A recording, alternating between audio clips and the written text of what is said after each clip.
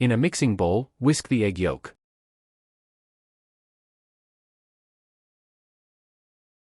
In a pot, heat 120 milliliters of full cream milk over medium-low heat until it's warm but not boiling.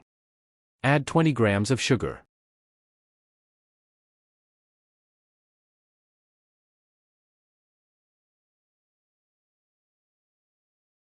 Optionally, we can use white chocolate, which will give a nice structure.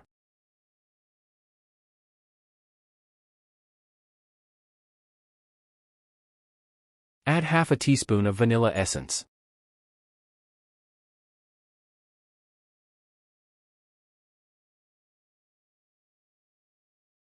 Slowly pour the warm cream into the egg mixture, whisking constantly to prevent the eggs from scrambling.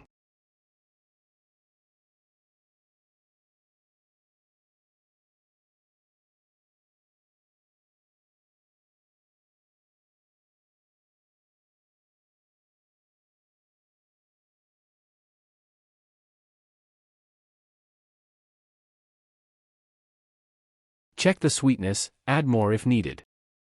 Divide the custard mixture evenly among ramekins or oven-safe dishes.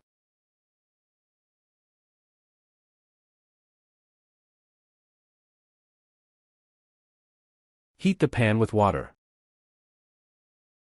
Once it starts boiling, place the ramekin in a pan covered with aluminum foil. Cover the lid and cook for 10 to 15 minutes on low-medium heat. Place the ramekins in a baking dish filled halfway with water. Cook for 40 minutes at 180 degrees Celsius.